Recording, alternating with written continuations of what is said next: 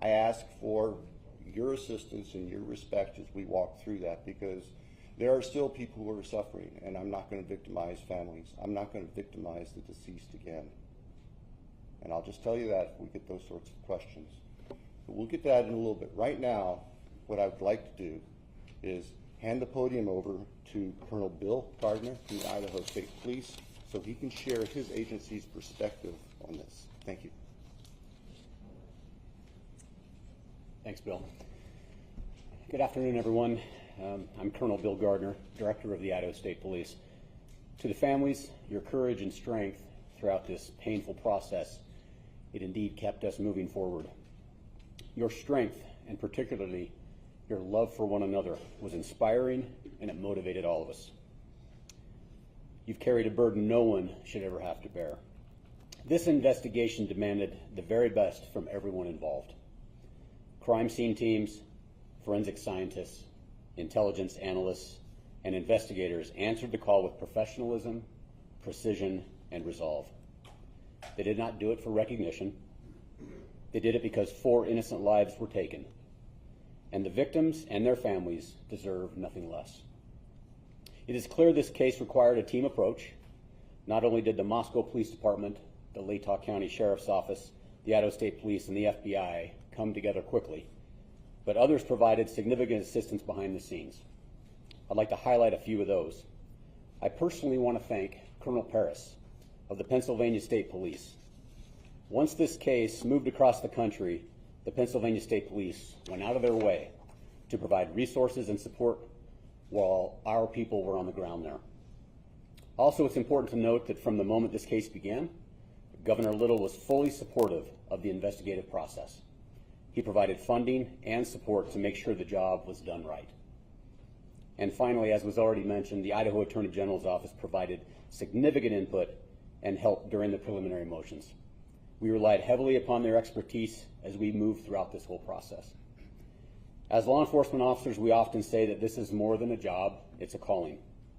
This case reminds us why we answer that call, why we stand for victims, why we fight. In this case, why we fight pure evil, and why we keep going, even when the road is long and answers are hard to find. In this horrific case, I am proud of the work that was done and the people who carried it out. They exemplify the very best of our profession and helped bring closure to 4 families. I'll now turn the podium over to Salt Lake City FBI Field Office Supervisory Senior Resident Agent, Brett Grover.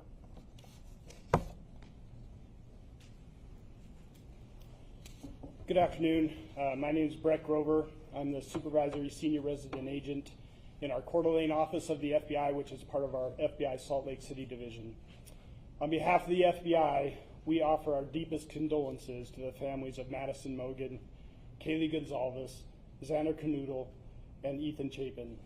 The culmination of this case was a long time coming, and we hope the victims' families and friends have some sense of peace in knowing that Bryan Kohberger is being held responsible and accountable for his heinous actions. The FBI is proud to have supported the Moscow Police Department in the state of Idaho with the investigation and prosecution of this case.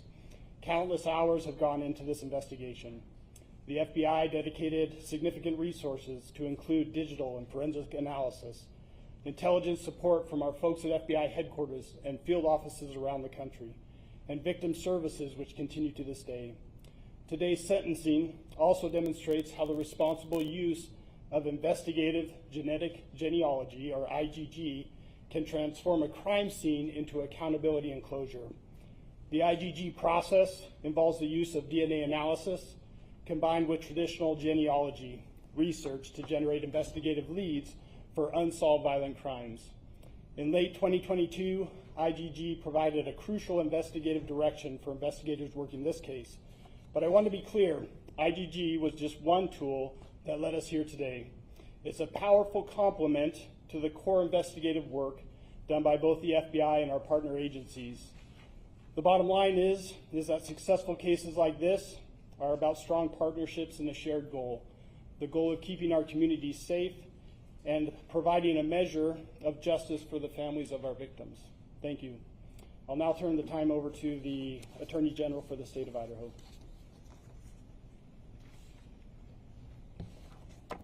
Good afternoon. I'm Raul Labrador. I'm the Attorney General of the state of Idaho.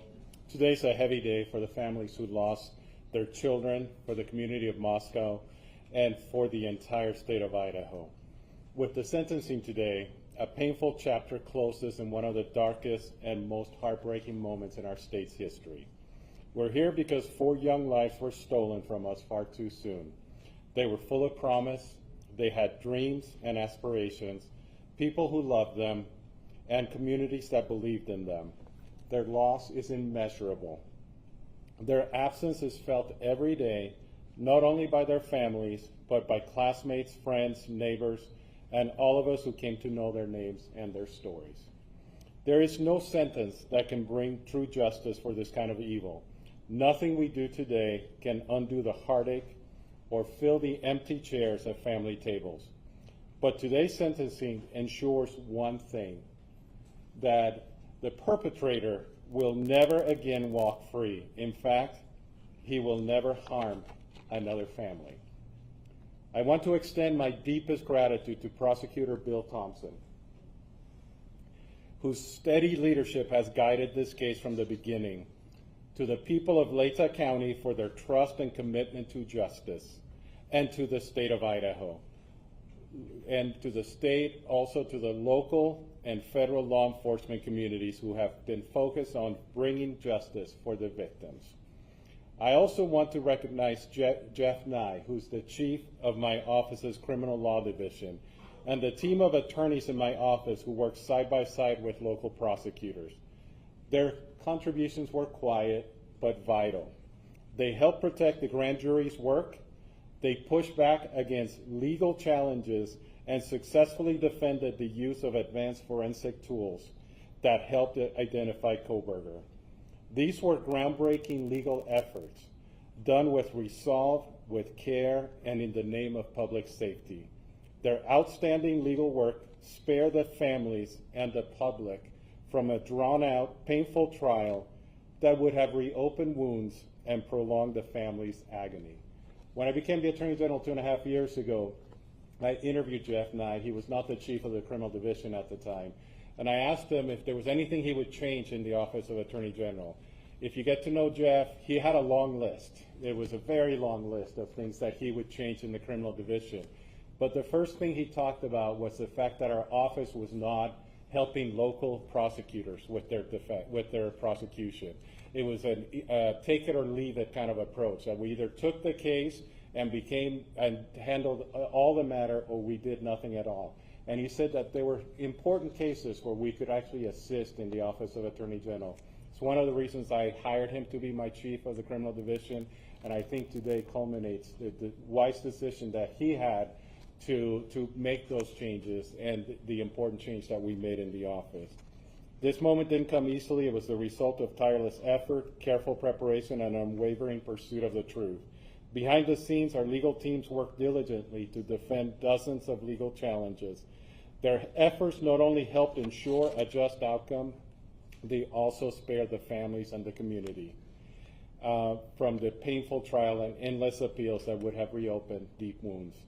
To the families of Madison, Kaylee, Xana, and Ethan, no words from any of us, no legal ruling, and no sentence from a judge can heal what you've endured. But I want you to know this. My sincere wish is that you have not carried this burden alone.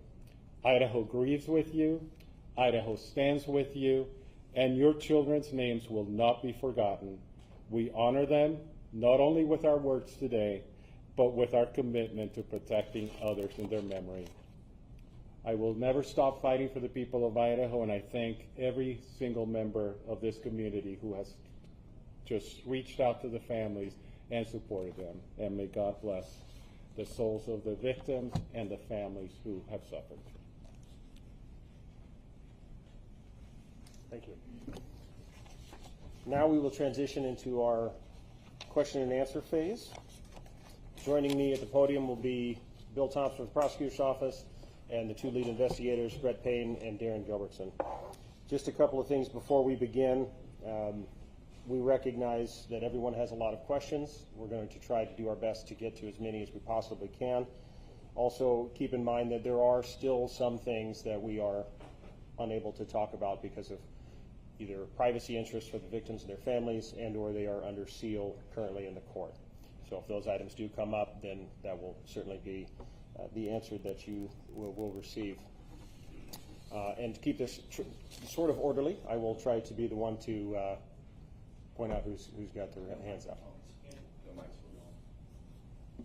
Right there. Chief Dolder, Yes. What more can you tell us about the release documents that the police department is working on putting online, and what can you expect from that? Certainly. As we put out in that press release, I hope everybody can understand the immense amount of information that's in this investigation is going to take a lot of time to prepare. It has to be gone through legally to be redacted or figured out whether or not it can actually be released.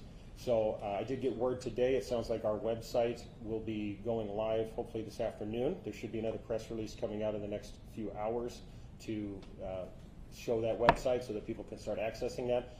Initially, what is going to be on there, and certainly this is just for the Moscow Police Department because we're only the holders of our records, but it will be all of our police reports from this investigation. So just the documents there. They'll be redacted, ready to go, again, free of charge for the public. We want to be as transparent as we possibly can, so we wanted to get those out to everyone. Chief, from the very beginning, your department was saying this was a targeted attack. Can you now say who was the target and what's your evidence to show that? I'll turn that question over to the investigators to answer that one. Well, I think Darren and I have, the evidence suggests that there was a reason that this particular house was chosen. What that reason is, we don't know. We don't know who the target was, and we're not going to speculate on that up here today. But we can tell you that for whatever reason, Mr. Kohberger chose that residence. Perhaps it's the location, layout, we don't know. But that's, to the best of my knowledge, that's what that statement likely led to. During the Haley got their page view, there was a social media account that surfaced that has long had speculation that it was Bryan Kohberger. Can you talk at all about the Papa Roger potential connection, if any? Right, there was no connection. There wasn't at all. We looked into every bit of it. We took a deep dive into it. We researched it. We utilized. It was not. It was not. Thank you. We can cut that off. Is it possible that there was a second murder weapon used, not just the knife? Is it possible? All the evidence shows and tells us that he used a knife, a K-bar knife, and that's a weapon we believe was used to commit all the murders. Here. It sounded like the Gonzalez family said that there was a second weapon that was used on Kaylee Gonzalez. Can you confirm that? Out of respect for the families, that's something that you'll have to get from them. If they wish to share that with you, it'd probably be through them, not through us. And one more question. You said that it seemed like he chose that house. There's no clues as to why he chose that house? You know, after working in Moscow for several years as Chief Dollinger, that area is frequented by many, many people at all hours of the night when college is in session. So what Darren and I have surmised is that perhaps it's the old hiding in plain sight. There's lots of people around. There's lots of vehicles around at all hours. It's not isolated where you'd be noticed. So that's where that comment comes from. It does, and though it doesn't make sense, and it's if you're in that neighborhood at all, it's a very complicated neighborhood. It's very closed in, but at the same time, there's everything from college kids to adults that live there, people that have full-time jobs, part-time jobs. So any one of us could come and go and fit in there. So, Right here. D.A. Thompson, during the plea hearing and then again today, it seemed like your voice quivered a bit when you were either putting up photographs or mentioning the victims' names. I'm just wondering about the emotional toll, and I have one other question. Yeah, you're right. My voice was quivering. Y'all were in there. There was a lot of powerful emotion. The losses are almost indescribable. And maybe my filters aren't as good as they might have been 45 years ago when I started in this business. But I think you also saw that even Judge Hippler was affected and impacted by this. There is no easy way to remain stiff-lipped and dry-eyed through this kind of tragedy. There just simply isn't. I'm sure you're not aware of this yet, but there was a photograph where they zoomed in on a picture that Bryan Kohberger had on the defense counsel table, and it was an image of a black heart. I don't know if you've heard this or you've seen the image. Hearing this, your thoughts? First I've heard of it. There is something I need to say though real quick. This is the product of, I'm sure I'm getting old in my failed memory, but there's one other person I need to recognize, and this is very important to us because this was a key person that was going to take us through trial, and that's Josh Hurwitz, the former United States Attorney for the District of Idaho who left office and voluntarily joined our office as a special deputy to help us. My apologies for the oversight as I wasn't reading my notes correctly, but thank you for that little interlude. Chief? Yes. I guess my question is for Mr. Thompson, since you're still up there, incidentally due to falling crime. You said that it was your decision to accept this plea agreement. It brings finality. He will die in prison. But Corporal Payne just said they don't know who the target was and why he targeted this house. Was there a reason why, as part of the plea agreement, you didn't require Ann Taylor to have her client sit down with you all and to answer some of these questions? I think that Judge Hippler addressed that today very, very well. Of course, Judge Hippler addresses everything very well, we've found. The law does not give the court or us the power to require a specific factual allocution. And just let me finish. And we recognize that. We recognize that we could have said, well, in order for us to move forward, we want a factual allocution. But I have to be perfectly candid. I don't believe that there's anything that would come out of his mouth that would be the truth. I don't believe that there's anything that would come out of his mouth that would be anything other than self-serving. And I don't believe there's anything that would come out of his mouth that would not further victimize the families. And so that just simply wasn't a factor. We made our decision based on our assessment of law and the facts. We made our decision based on being able to obtain accountability and certainty, not just for the victims' families, but for the communities and for the state. And that's where our obligations go. In the end, in the old Harry Truman thing, the buck stops on my desk. Well, that's what I got when I was elected prosecutor 33 years ago. I never dreamed it would involve something like this, but we don't shirk our responsibilities just because it got big and nasty. Thank you.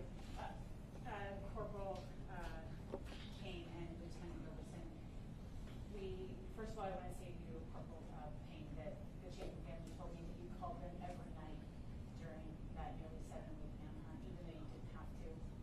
And I just think that goes to show the personal care you put into this. So, that being said, I'm curious as to where you think or believe the murder weapon is, where you think or believe the clothes Kohberger was wearing that night are, and how do you think he avoided forensics?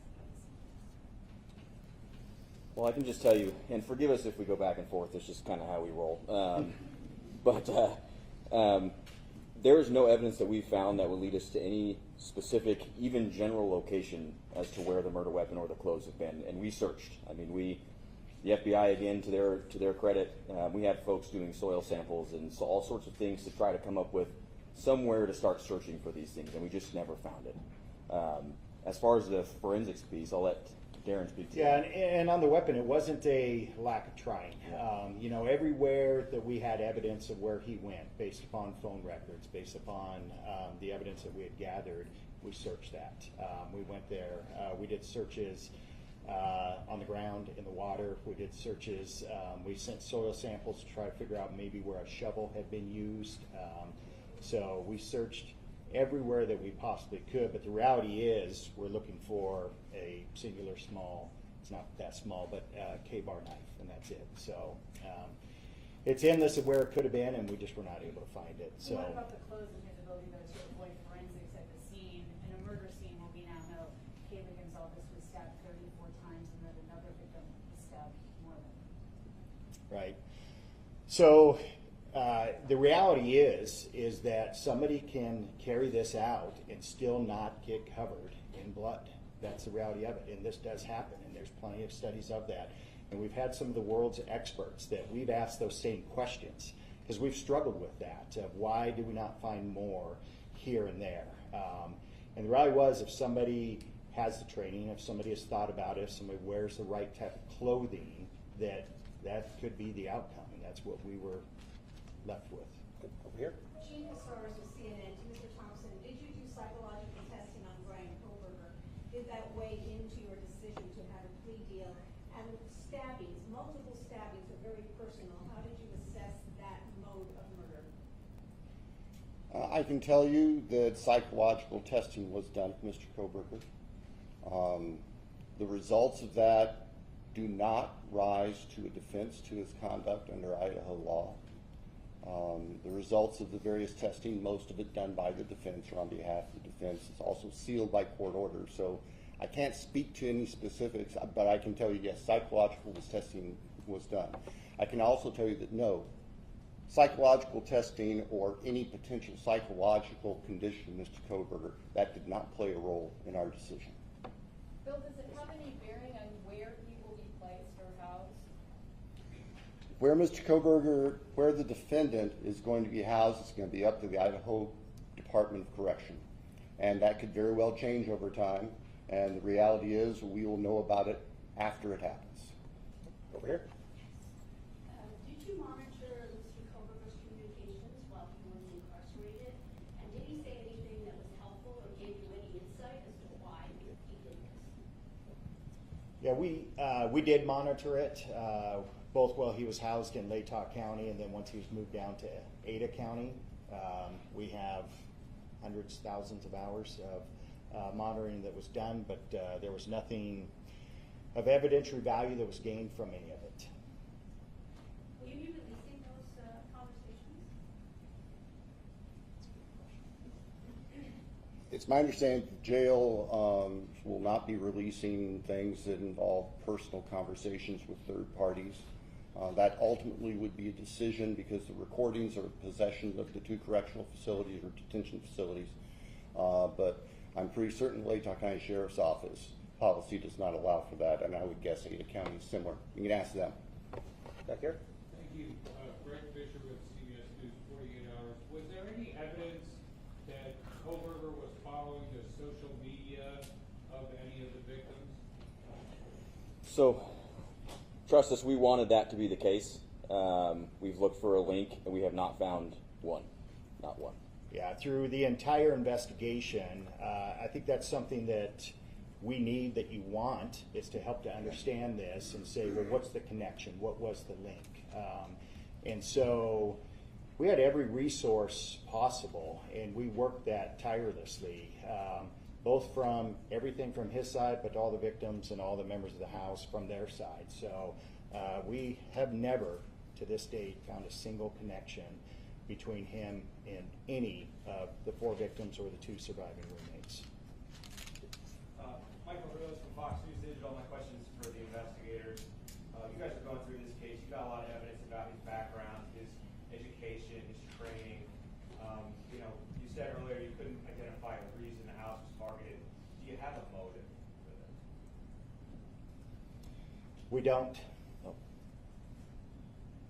Lauren Patterson, Northwest Public Broadcasting. This question's for Anthony Ballinger, actually. I remember when Anthony was a beat cop assigned to talk to us at the very beginning when all of this happened, and now you're running the show.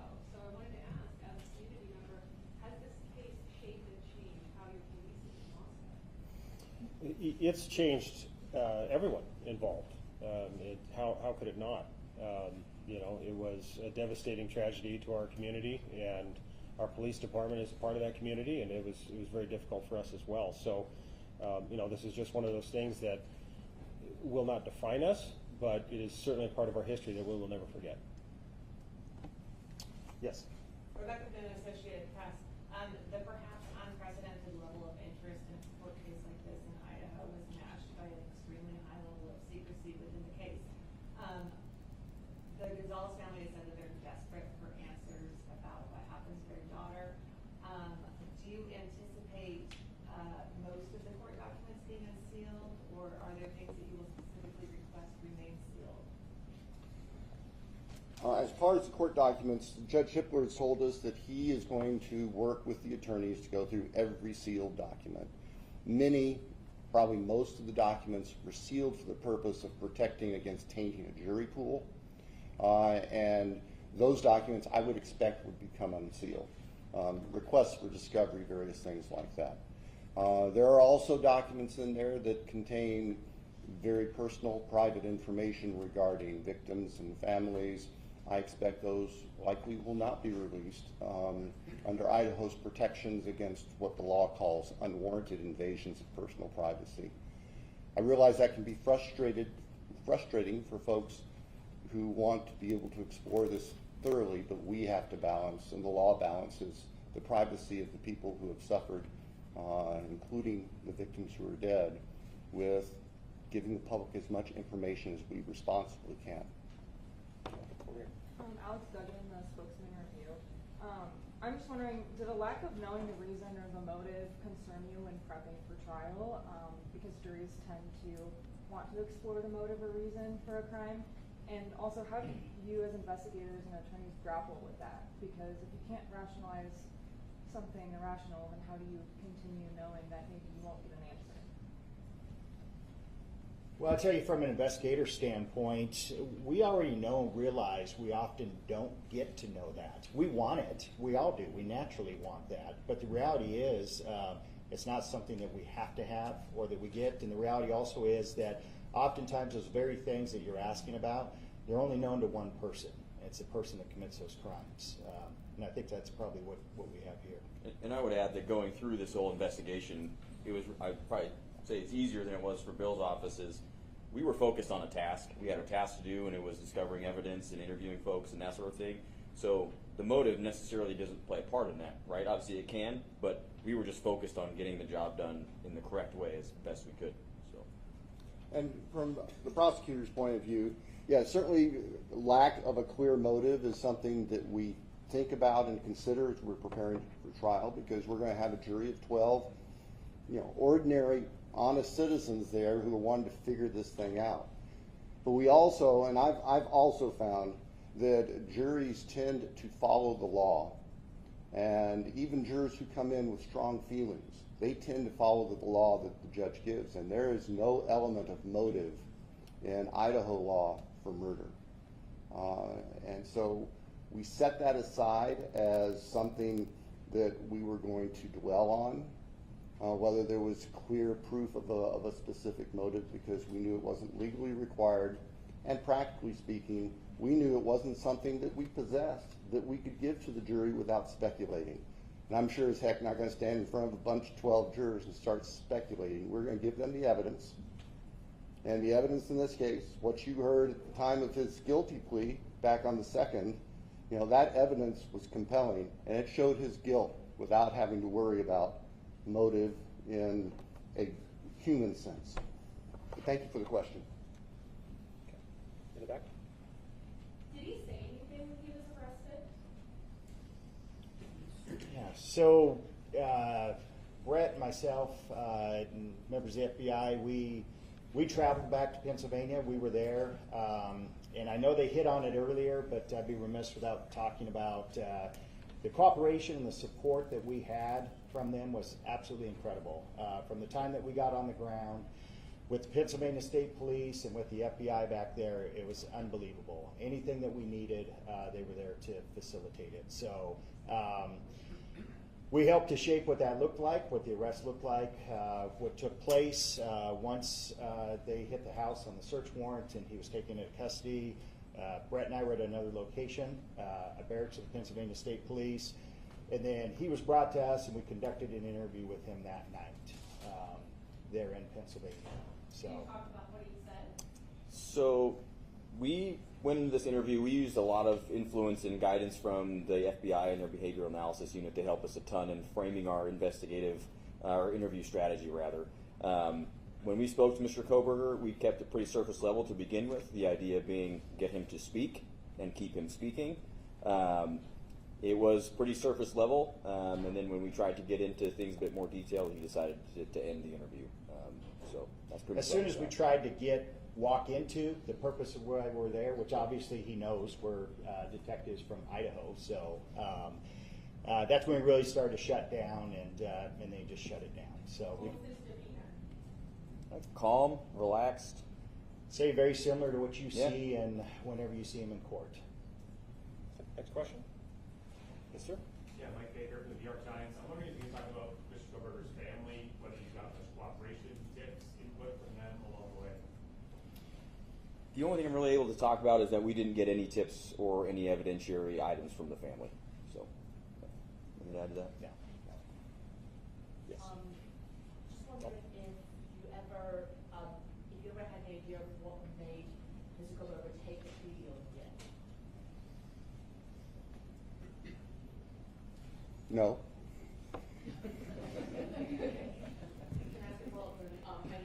That was a short answer. You probably have time for a short follow-up. Can I also ask follow-up to the investigators? I know there's some reports that there was Kohberger was hired for a container at the house. Did you ever determine what that was? No, and the belief was in the one of the roommates in her statement, and that's out there, was that she observed something in his hand when she saw him, but we don't know what it was. You had an expert who was going to testify about him cleaning something off of his work computer, some software experts. Was there any evidence that he had tried to wipe anything from his phone, software-wise? The bar chart typically is cleaning. Yeah, and so this kind of goes into the connection to the victims as well. That's a similar question. We had the world's foremost experts on this look into it, and there was evidence that he had used software to wipe many of his devices relatively effectively, so there wasn't much evidence obtained after that. Including, I can see it, did he have two cell phones, or was it just one cell phone? I think he had one active phone, but I don't remember, so don't quote me if he had more at his home or office or somewhere else. Just the work computer that he had wiped? Yeah, he regularly used software to try to wipe, clear things off. He used VPN on his devices also. Okay, back here. Kevin Fixer with the Idaho Statesman. I'm hoping you can walk us through the decision to hand off the DNA process on the knife sheet over to Offram Labs, who's contracted by ISP, and then ultimately the FBI takes over that IgG process. And then Prosecutor Thompson, I'm curious if you had concerns about constitutional rights issues based on how the FBI conducted themselves in that department.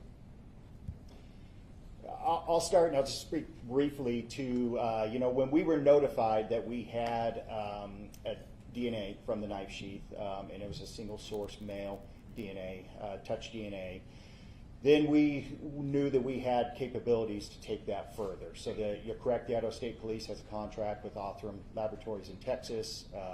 So we flew that over there, and they started the process of working that in what was the beginning of the IgG process. And at some point during it, we were working with the FBI, which we did closely throughout the entire case and every aspect of it. We talked and met with them, and they had further resources and some capabilities that we thought may get us somewhere quicker. And so we made the decision to then shift that to the FBI and continue that process there. And as to your question about legal concerns, my simple answer is no. I didn't have legal concerns about how the FBI conducted their IgG investigation. I know that was the subject of lengthy, detailed, painfully detailed motions and briefing, and Mr. Nye rose to the occasion and was able to address all of that. But in the end, it's simply no different than sending somebody undercover into any place to gather information. And I was not concerned about the legality of it. And the judge came through and made the right decision that there was no violation of the defendant's rights or anybody else's rights. Had he not left the knife sheath behind, would you have been able to track him down? We've talked about this ad nauseum, and the answer is yes. Through the car, most likely. We had some amazing people going truly line by line over tens of thousands of white Hyundai Elantras. So we believe we would have got to it through that avenue. The time frame for that is uncertain. It could have been a week later, could have been 2 months later. We just don't know. We would have found it. We would have found it. There's a lot of questions in regards to that initial window. Brett and I made the decision on what that window was, even though the experts were saying there may be more years that match it, but the simple numbers that we began to look at were astronomical, of thousands and thousands, tens of thousands of these vehicles. So we chose to try to narrow it and start smaller, and then as we had to, we were going to open that up. But we both believe we would have gotten him to the car eventually. A question for Mr. Thompson. Amanda Rowley was referring to. It appears that the plea deal, it felt a bit rushed. So the question is, why did it happen so quickly, considering some of the families were against it? And also, the Mogan family at the plea hearing mentioned saying that this is the best possible outcome. I'm just wondering, do you agree with that, or would you like to see a different outcome? Well, I think we agree with the Mogan family. Our decision was that this is the best possible outcome, all things considered, and factoring into that the defendant was prepared to plead guilty as charged. Now, if that hadn't been a factor, we'd be picking a jury for trial starting right now, or starting this week. What was the first part? Why was this such a quick? It felt rushed. So why did this happen so quickly in the family? No, I hear you. The process moved quickly. There's no doubt about it. And like I outlined for the court earlier today, things changed dynamically the week following the June 18th hearings on the defense motion for a continuance and the alternate perpetrator motion, where Judge Hippler made it very clear that the defense was not going to prevail on either of those. And so the reality of trial was there, and there was nothing else in its way. We were continuing to prepare for trial. We had been doing that for months, and as I mentioned, that's me bringing Mr. Hurwood in to help us because the Attorney General's office was not able, with the manpower, to help us all the way through trial. We were ready to go. When we were approached by the defense about the possibility of a plea, our first question was, is your client prepared to plead guilty? And it took them a little while to give us that answer. In the meantime, we reached out to the families, and we talked to the families, and we solicited their input, and we considered that in making our decision. The fact of the matter is, and I think Judge Hippler commented on this back on July 2nd when we were in court, is that the logistics of the upcoming trial, with 10,000 prospective jurors being summoned in, the court staff making arrangements and preparing to process that part of the case, dictated that if the case was going to resolve, it needed to resolve quickly. And so that kind of drove the pace over that weekend, the last weekend of June. At the end of the weekend, when we understood from the defense that the defendant was prepared to plead guilty, the court was notified the next morning, and the court wanted to move quickly to get a plea done on the record if it was going to be done, and if it wasn't, so we were not interrupted in our trial preparations. The trial logistics were the main concern, just as Judge Hippler had said prior, right, with the jury as a factor. Yeah, the practical aspect is that the trial machine was running, and if it was going to be interrupted, that had to be known as soon as possible. I think that's the fairest explanation. Okay, question here. Michelle, thank you for 48 hours. I just had a question about when you were looking into Kohberger's past. Was there any early sign of trouble, or what did his background look like?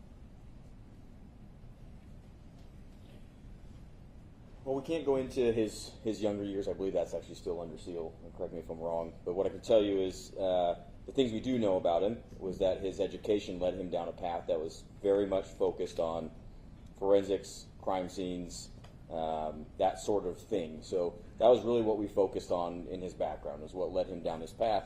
How may he have prepared for this? And I think that was a big component of that, was just his schooling and his choice of potential future profession. So. And just so there's no speculation here by what Detective Payne just said, documents under seal involving Mr. Kohberger's background, they may or may not be released down the road. I can tell you that there is no evidence of any criminal history of any significant nature. There was no evidence of a history of violence. There was no evidence of a history of a factual predisposition to do the crimes that he committed here.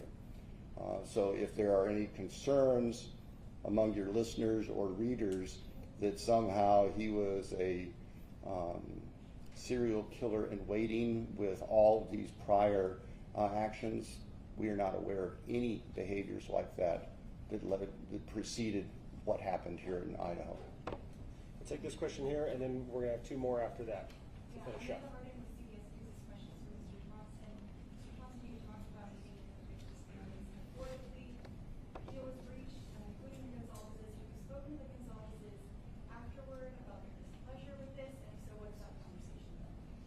We have spoken with families afterwards, and I can tell you that families that did not agree with our decision have made that very clear to us. And I don't expect anything different. I respect, and we respect, that everyone is going to grieve differently, even within family units, and everyone is going to look at the case and possible resolutions from their own light, and they are entitled to that as victims. I'm not going to pretend that everybody was just fine with our decision, because there were families and family members who were not. And we accept that, we recognize that. It's just a fact of life. Two more questions? Called on you yet? It was stated earlier that the target is unknown.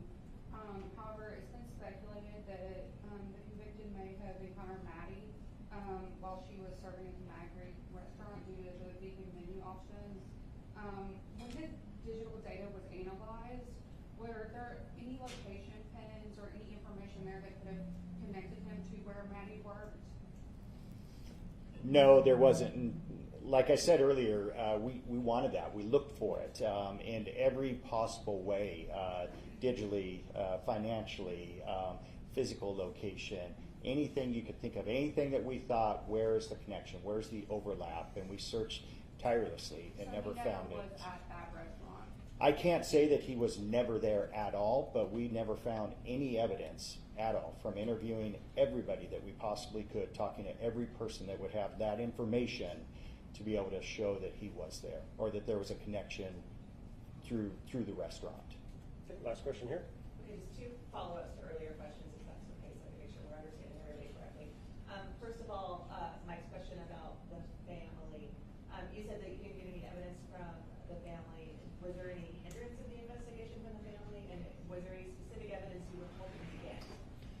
Are you talking about his family, Kohberger's? Yeah.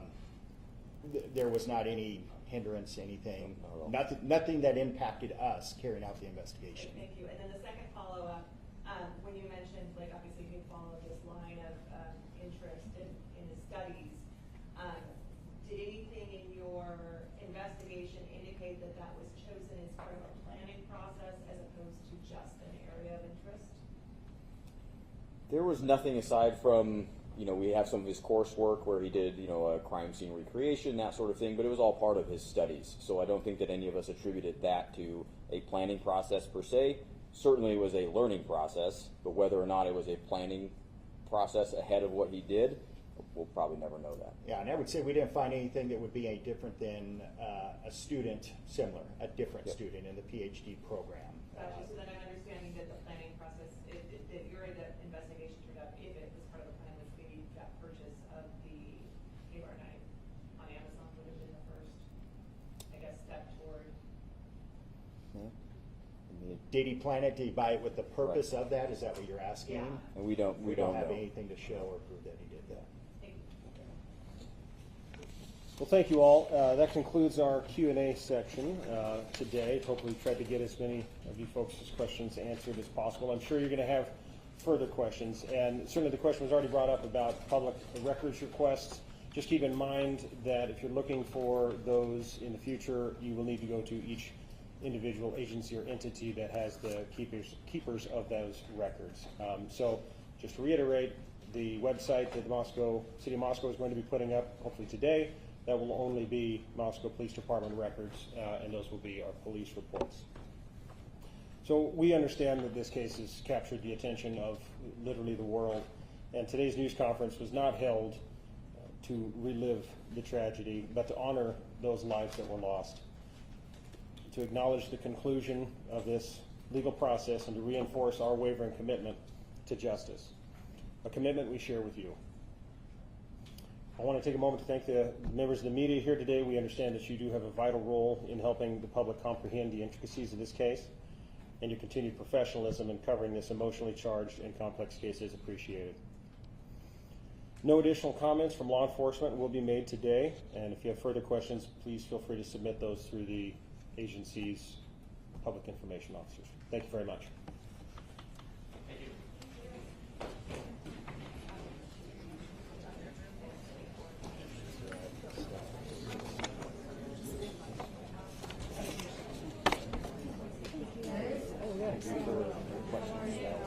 Oh, awesome. The way you asked us, it's great. Yes,